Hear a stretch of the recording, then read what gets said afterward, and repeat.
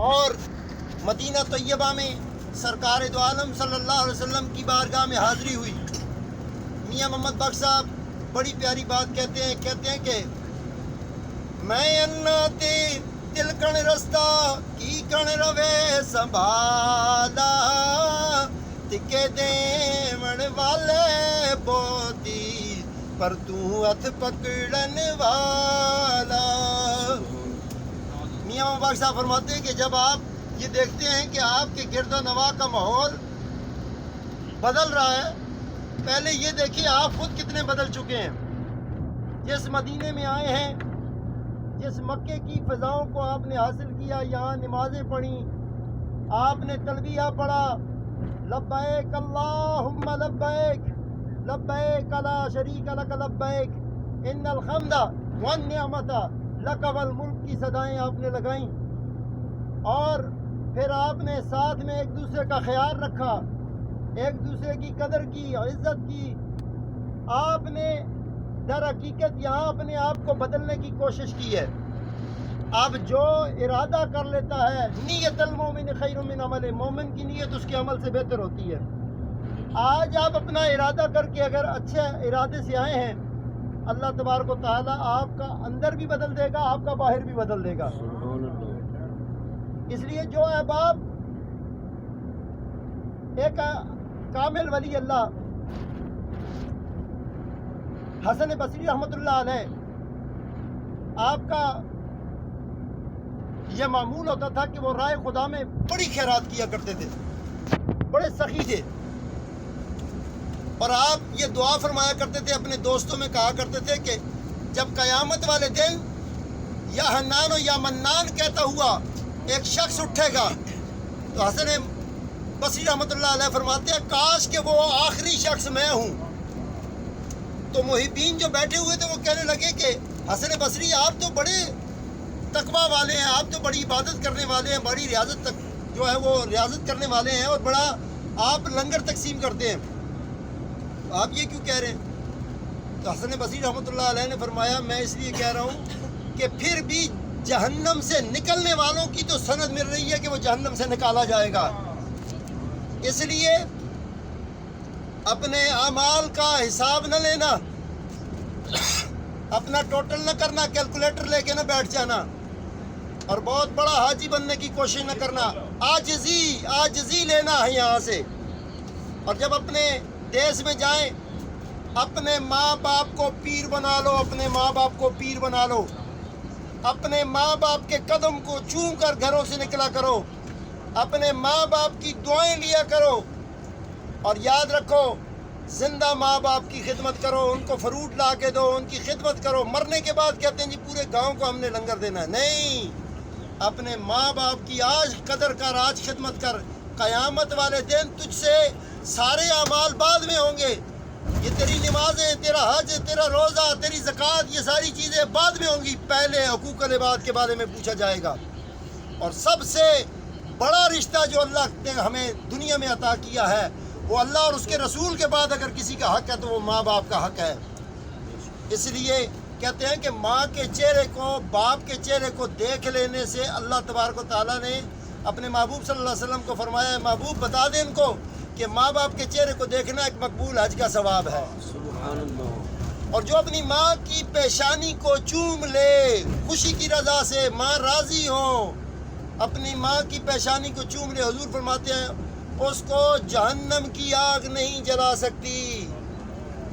ایمان والو، ماں باپ سے پیار کرنے والوں، ماں باپ سے محبت کرنے والوں، حضور علیہ الصلوۃ والسلام ابا تشریف لے گئے مکہ المکرمہ اور مدینہ المنورہ کی پاک وادیوں میں آنے والوں، جب ابا گئے اپنی ادھر ایک قبر انور پہ آپ جا کے رکے، صحابہ ساتھ میں تھے، رو رہے تھے، حضور زار و قطار رو رہے تھے، فتح مکہ ہو چکی تھی۔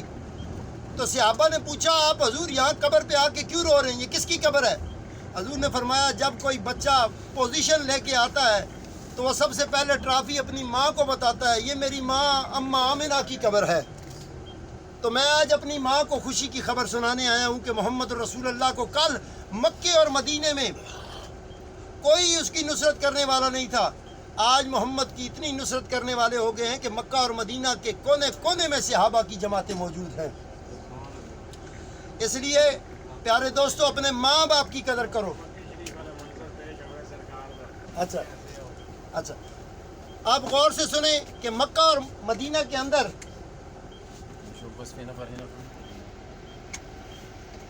مکہ اور مدینہ کے اندر جو عزتیں ہیں، جو برکتیں ہیں، جو نعمتیں ہیں، وہ ورا الورا ہیں. مکہ میں آپ آتے ہیں تو آپ کو عمرہ کی سعادت نصیب ہوتی ہے. آپ طواف کرتے ہیں، حجر اسود کو بوسہ دیتے ہیں، حتیم میں آپ کو نوافل کا موقع مل جاتا ہے، صحیح کرتے ہیں. تو صاحبان ذی علی وقار، یہ اتنی نعمتیں اگر یہاں ہیں تو حضور کے دیس میں کیا ہے، جہاں میرے آقا آپ خود موجود ہیں. رب کائنات نے فرمایا یہ من ریاض الجنہ جس کو کہا گیا ہے کہ جنت کے ٹکڑوں میں ایک ٹکڑا ہے جہاں میرے آقا کریم سوئے ہوئے ہیں. ساری تھکاوٹ ہے تمہاری مکے کے اندر آپ کا دوڑنا، صحیح کرنا، طواف کرنا، اپنی مشقت کرنا. جب تھک جانا تو مصطفیٰ کی چوکھٹ پہ آ جانا، اور جب میرے آقا کی چوکھٹ پہ آ جاؤ گے تو خدا کی قسم رب کائنات نے فرمایا وَلَوْ أَنَّهُمْ إِذْ ظَلَمُوا أَنفُسَهُمْ جَاءُوكَ وَاسْتَغْفَرَ لَهُمُ الرَّسُولَ لَوَجَدُوا اللَّهَ تَوَّابًا رَحِيمًا. جو میرے مصطفیٰ کی چوکھٹ پہ آ جاتا ہے، رب فرماتا ہے میں رحم کرنے والا ہوں، میں اس کو بخش دیا کرتا ہوں. اس لیے مکہ کی پاک فضاؤں میں جو پہلے حاجی طواف کر کے عمرہ کر کے یہاں سے حضور کے روضے انور پر گئے، ہم در حقیقت اپنے جنت کے جو محل ہے اس کے اوپر ہم سٹیم مصطفیٰ کی لگوانے کے لیے گئے تھے. اور جو لوگ جہاں سے بھی آئے ہیں، یہ یاد رکھنا، ایک چیز یاد رکھنا کہ اپنے اعزاء اقربا، اپنے رشتہ داروں، اپنے تعلق داروں میں، بہنوں کے ساتھ، بھائیوں کے ساتھ، اپنی گھر شریک حیات کے ساتھ آپ کا تعلق ایسا ہونا چاہیے. ایک تو ہوتا ہے نا کہ مرنے کے بعد لوگ رو رہے ہیں، تھوک لگا کے آنکھوں پہ لگائے جاتے ہیں، یہ لوگوں کو پتہ چلے کہ رو تو رہے ہیں نا. ایک رونا ہوتا ہے دل کا رونا. کسی فقیر سے پوچھا گیا بتا تیری عزت کیا ہے؟ انہوں نے کہا میری عزت تب ہے آیا تھا دنیا میں تو روتا ہوا، ہاں جب میں دنیا سے جاؤں آیا روتا ہوا تھا اور میرے اعزاء اقربا، میرے رشتہ دار خوش ہو رہے تھے، میں رو رہا تھا اور لوگ خوش ہو رہے تھے. کہا جب میں دنیا سے جاؤں میں ہنستا ہوا جاؤں، لوگ دل کے آنسو روتے ہوں. تو اپنے اخلاق سے دین کی محنت کرو، اپنی عاجزی کے ساتھ دین کی محنت کرو. اور حسن بصری رحمۃ اللہ علیہ کا بڑا آپ کو مقبول واقعہ سنا دوں. ایک شخص زنا کے اڈے سے باہر نکلتا تھا روزانہ، وہی شخص جو ہے وہ شراب خانے سے روزانہ باہر نکلتا تھا. تو لوگ کہتے تھے کہ بھئی یہ تو بڑا بدکار انسان ہے، یہ زنا خانے میں جاتا ہے، شراب کے اڈے میں جاتا ہے، کتنا بد کردار ہے. وہ مر گیا، اس کا جنازہ پڑھنے کے لیے بھی کوئی تیار نہیں تھا، اس کا جنازہ پڑھانے کے لیے بھی کوئی تیار نہیں تھا. اتنے میں سرکار دو عالم نور مجسم حضرت محمد مصطفیٰ صلی اللہ علیہ وسلم آپ حسن بصری رحمۃ اللہ علیہ کو خواب میں آئے.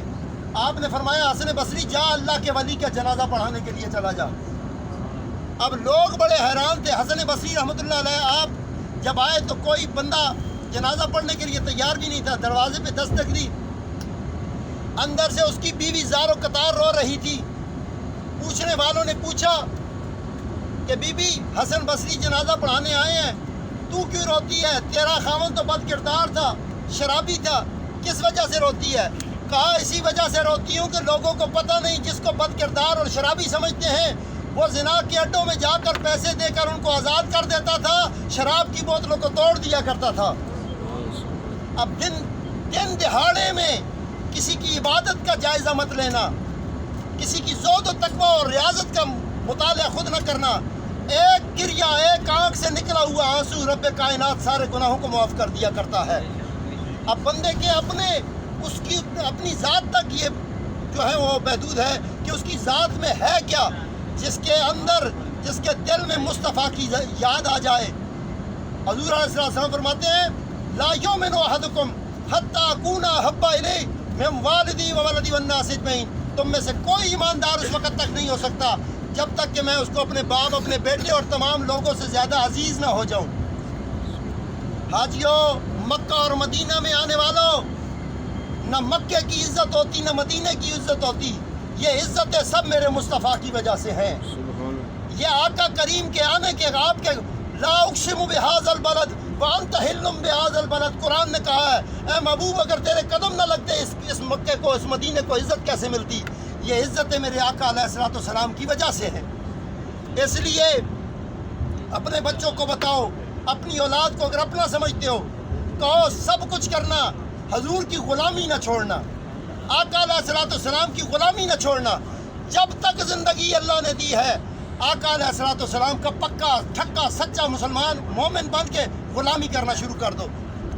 اور سنو قرآن کیا کہتا ہے، یا ایھا الذین آمنوا، اے ایمان والو، ان تنصروا اللہ ینصرکم، جب تم اللہ کی مدد کرو گے، جب تم اللہ کی مدد کرو گے۔ لوگ کہتے ہیں کوئی کسی کی کیا مدد کر سکتا ہے؟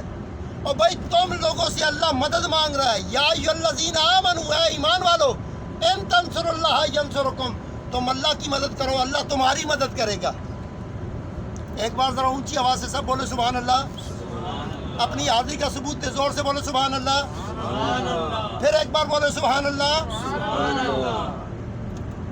یا ایھا الذین آمنوا، اے ایمان والو، ان تنصروا اللہ ینصرکم، تم اللہ کی مدد کرو۔ یہ پیسے اپنے حلال کمائی کے پیسے لگا کر حج کی سعادت حاصل کرنے والوں، یہ تم اللہ کی مدد کے لیے آئے ہو۔ کیسے اللہ کی مدد کے لیے آئے ہو؟ ابراہیم علیہ السلام، حضرت اسماعیل علیہ السلام، اماں ہاجرہ کا دوڑنا۔ میں لوگوں سے کہتا ہوں کہ دیکھو دیکھو اللہ نے عبادت کس کو بنا دیا ہے۔ ہمارے علاقوں میں گراؤنڈیں ہوتی ہیں، ہم وہاں ہی دوڑ لیں اور دوڑ کے کہیں جی ہم یہاں پہ صحیح کر رہے ہیں۔ ہم اپنے گھر کے بڑے بڑی کوٹھیوں کے چکر لگائیں، کہیں جی ہم طواف کر رہے ہیں۔ یا اللہ یہ تو نے کیا کیا؟ نہ تو نے بال منڈوائے، نہ تو نے احرام پہنا، نہ ہی تیری ذات نے کسی کے سامنے جو ہے نا ہمیں یہ بتایا کہ ہم دنیا کو وہ قبول کریں۔ ہم نے تیری ذات کو پانا تھا، صرف تیری ذات کو۔ تو نے بندوں والے کام بتا دیے، مائی ہاجرہ دوڑی تو تو نے دوڑا دیا۔ بال منڈوائے اللہ کے بندوں نے، نبیوں نے بال منڈوائے، تو نے بال منڈوا دیے۔ کتنے قیمتی تھے، ہم تو بودیاں بناتے تھے، ہم خوشبوئیں لگاتے تھے، تو نے احرام کے ساتھ خوشبو نہ لگانے دی۔ تو اتنا کریم رب ہے، تو اتنا عظیم رب ہے، تو نے سارے کام بندوں والے ہمیں دے کر کہا یہ کرو گے تو میرے بن جاؤ گے۔ بولو ذرا سبحان اللہ، زور سے بولو سبحان اللہ۔ اللہ کا بننا ہے، اللہ کا بننا ہے تو اللہ کے بندوں کی اتباع کرنا سیکھ لو۔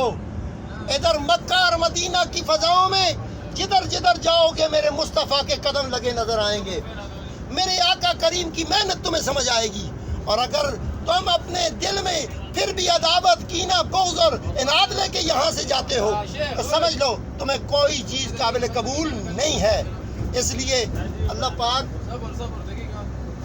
پاک اپنے محبوب کریم صلی اللہ علیہ وسلم کی اتباع کی ہمیں شوق اور ذوق عطا فرمائے۔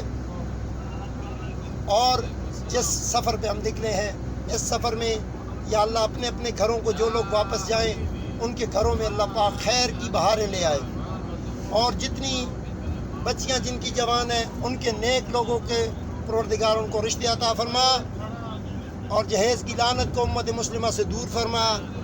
اور الہ العالمین تیری بارگاہ میں درخواست گزار ہے، جو مائیں ذلیل ہوتی ہیں، جو باپ ذلیل ہوتے ہیں، مولا کریم اولاد کو ہدایت عطا فرما، اولاد کو حیا عطا فرما، اپنے ماں باپ کی خدمت کا موقع عطا فرما۔ یا اللہ جو بیوی کو پاؤں کی جوتی سمجھتے ہیں انہیں حیا عطا فرما، انہیں ہدایت عطا فرما۔ یا اللہ رشتہ داروں میں ہمارے قریبی رشتے، بہنوں کے رشتے، بھائیوں کے رشتے ہیں، اور جو باقی بیٹیوں کے رشتے ہیں، مولا ان کے حقوق ہمیں دینے کی توفیق عطا فرما۔ یا اللہ ہمیں ظالم نہ بنا، ہمیں عاجزوں میں، مسکینوں میں قبول فرما۔ اور تو نے قرآن میں فرمایا وَيُثَبِّتْ أَقْدَامَكُمْ، تمہارے قدموں کو رب مضبوط کرے گا. جب تم اللہ کی مدد کرو گے اللہ تمہارے قدموں کو مضبوط کر دے گا. آپ یہاں آئے تو آپ کے گھروں میں قدم آپ کے جو لڑکھڑا رہے تھے نا، آپ نے اپنا یہاں والا طریقہ نہیں چھوڑنا پاکستان جا کے. اسی طرح نماز کی عزت کرنی ہے، اسی طرح قرآن کی قدر کرنی ہے، اسی طرح آپس میں ایک دوسرے کی عزت اور قدر کرنی ہے. یہ رنجشیں، یہ قدورتیں یہاں پہ دفنا کے جانا ہے کہ دوبارہ ہمارے دل میں یہ نہ رنجش آئے نہ قدورت آئے. اللہ پاک ہم سب کو امام الانبیاء صلی اللہ علیہ وآلہ وسلم کی سنتوں پر عمل کرنے والا بنا دے، اور حضور علیہ الصلوۃ والسلام کے ادب و عشق کے ساتھ ہمیں پنجگانہ نمازی با جماعت نمازی بنائے. وما علیہ الا البلاغ المبین.